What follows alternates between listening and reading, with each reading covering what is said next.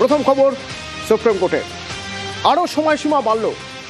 শিক্ষকদের, যোগ্য শিক্ষকদের ক্ষেত্রে সময়সীমা আরও বাড়ল, অর্থাৎ নিয়োগে আরও 8 মাস।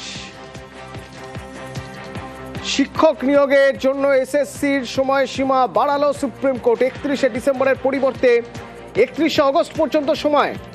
রাজ্যকে অতিরিক্ত সময় দিল সুপ্রিম কোর্ট। অর্ণব আছে আমার সঙ্গে।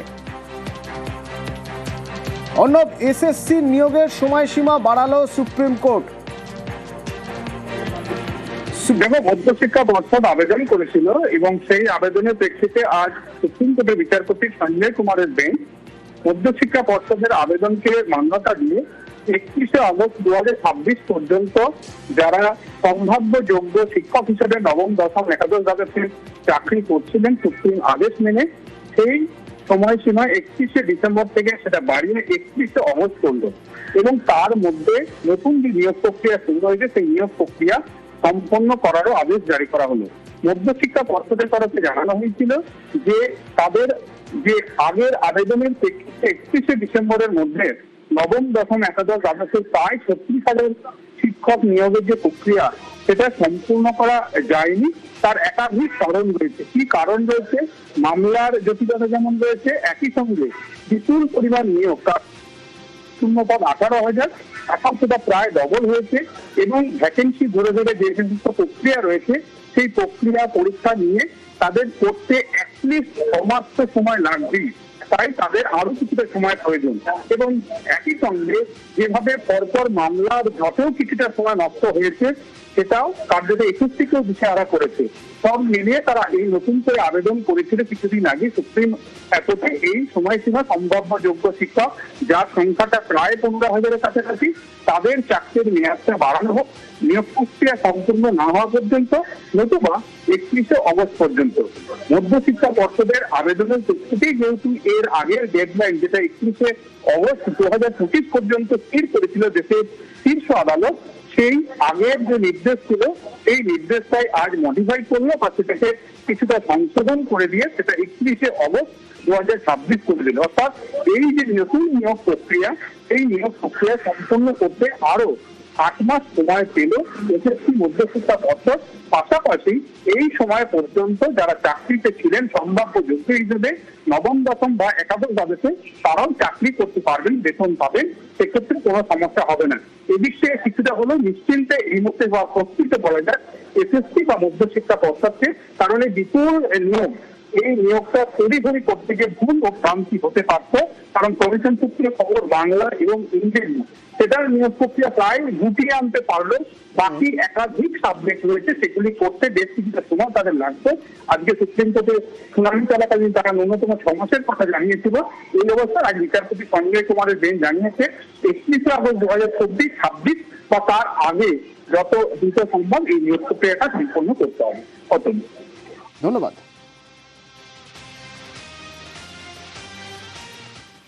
সুপ্রিম কোর্ট বলেছে যে সরকার অ্যাফিডেভিট ফাইল করবে, অ্যাফিডেভিট ফাইল করার পর চূড়ান্ত শুনানি করা হবে। ততদিন পর্যন্ত যে অন্তর্বর্তী আদেশ দিয়েছেন সেই আদেশটা জারি হবে না, কেটে নেবেন। ইন্টারিম অর্ডার নিয়ে কোর্ট কোনো রকম হস্তক্ষেপ করেনি অন মেরিট, যেহেতু ওদের অভিযোগ ছিল যে ওদের নাকি শোনেনি, সেই জন্যই অ্যাফিডেভিটের কথা বলেছে। আর্লি হিয়ারিং এর জন্য বলে দিয়েছে, 1 আর 2 হচ্ছে দ্বিতীয় মামলায় ওরা দরখাস্ত করে বলেন যে আমরা শেষ করতে পারিনি, অনেকগুলো স্টেপ নিতে হবে, সময় লাগবে, তাই একটু আমাদের সময় দাও।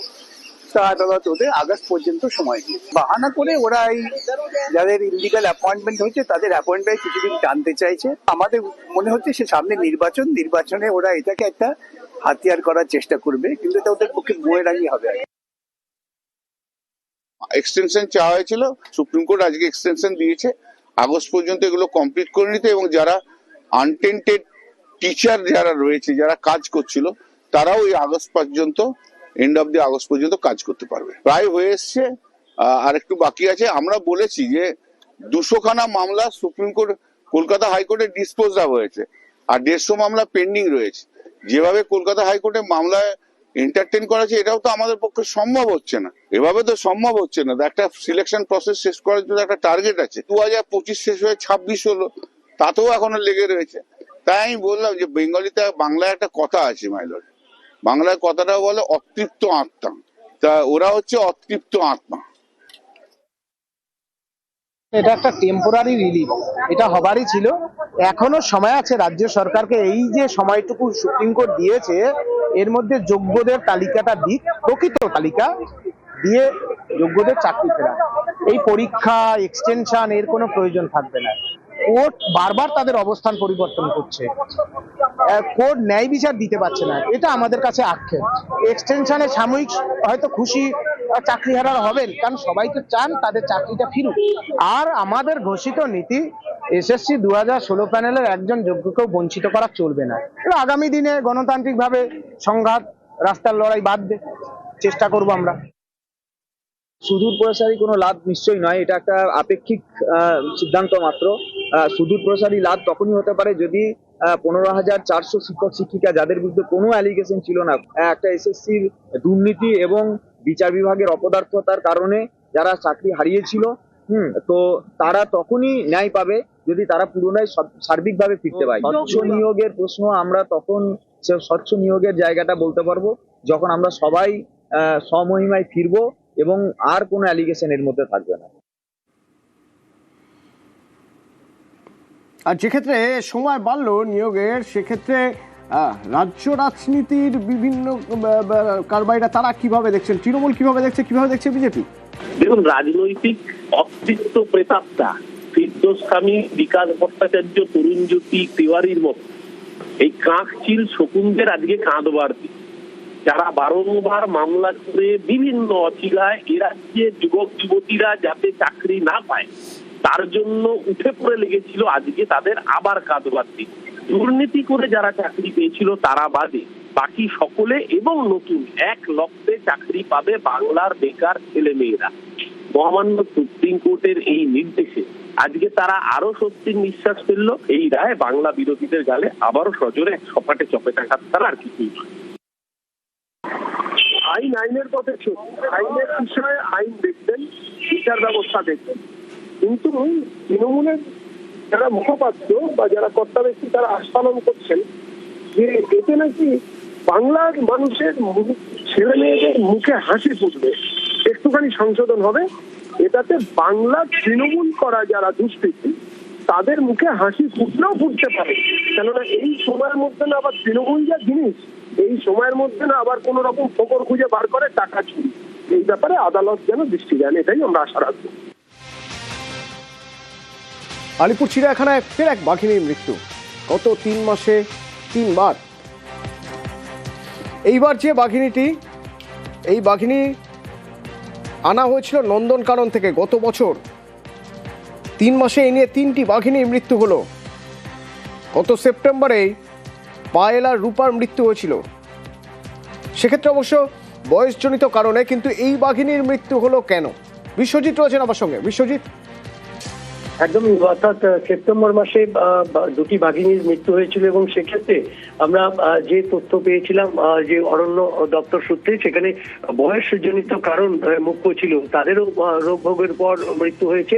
কিন্তু এই যে বাঘিনীটি একেবারে কিশোর সময় পেরিয়ে, কিশোরী সময় পেরিয়ে যুবতী সন্ধিক্ষণে, অর্থাৎ 3 বছর পূর্ণ হবে আর মাত্র 2 মাস পর, সেই সময়ে এই বাঘিনীর মৃত্যু যথেষ্টই চাঞ্চল্যের সৃষ্টি করেছে। যদিও চিকিৎসকেরা যেরকম জানিয়েছেন যে 4 থেকে 5 দিন অসুস্থ ছিল এই বাঘিনী, এবং এই বাঘিনীকে নন্দনকানন থেকে গত বছরই আনা হয়েছিল।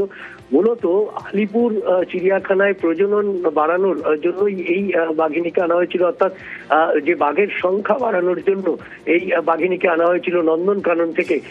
কিন্তু 3 বছর পূর্ণ না হতেই তার মৃত্যু, এবং মাত্র 4-5 দিন অসুস্থ থাকার পরই মঙ্গলবার রাতে তার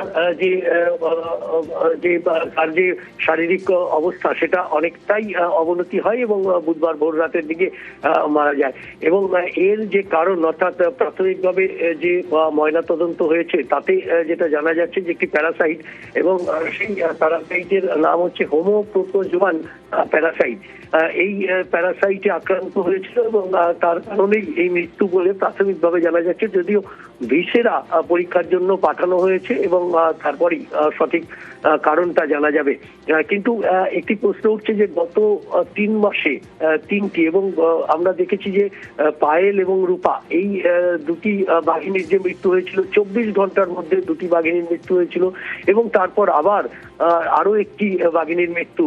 এবং সব থেকে যেটা দুঃখজনক যে এই বাঘিনীর মৃত্যুর পর আলিপুর চিড়িয়াখানায় এই মুহূর্তে রয়্যাল বেঙ্গল টাইগার অর্থাৎ হলুদ কালো ডোরাকাটা যে বাঘ, সেই বাঘের সংখ্যা নেমে দাঁড়ালো মাত্র 3।